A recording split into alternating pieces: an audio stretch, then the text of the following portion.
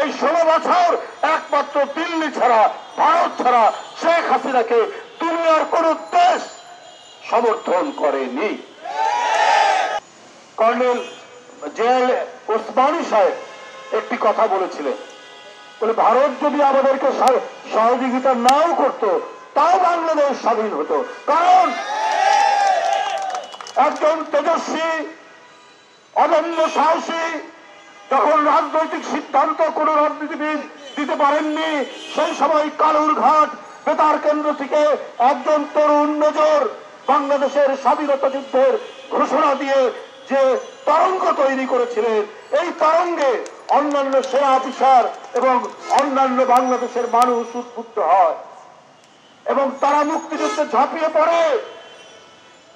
আজকে ক্যাপ্টেন মহিউদ্দিন জাহাঙ্গীর, আজকে মতিউর রহমান, হামিদুর রহমান, এই যে বীর শ্রেষ্ঠ, তারা কিসের জন্য জীবন দিয়েছে?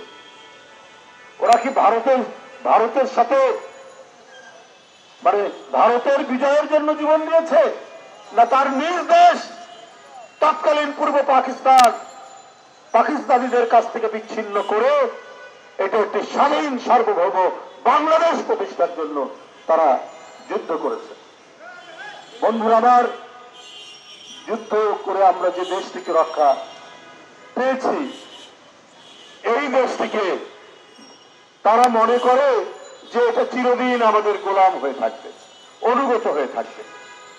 আমি ভারতের দিল্লির নীতি নির্ধারকদেরকে বলি, আপনারা যদি বাংলাদেশের স্বাধীনতা সার্বভৌমত্ব বিশ্বাস করেন, তাহলে আপনার ভারত থেকে বাংলাদেশের বিরুদ্ধে এত অপপ্রচার কেন?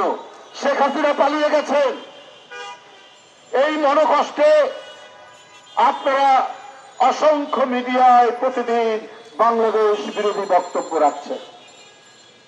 আপনাদের এত প্রেম কেন শেখ হাসিনার বিষয়ে? এটারও কারণ আছে। কারণ ভারতের বিএসএফ প্রায় দিনই 2 দিন 3 দিন পর পর আমাদের সীমান্তে বাংলাদেশিদের হত্যা করে। একমাত্র শেখ হাসিনার সরকার ছাড়া বাংলাদেশের বিভিন্ন রাজনৈতিক দল এটার প্রতিবাদ করত। দিল্লির সিংহাসনে যারা আছেন তারা দেখছে, আরে আমরা অন্যায় করি, বাংলাদেশের মানুষকে হত্যা করি, শেখ হাসিনা তো টু শব্দও করে না।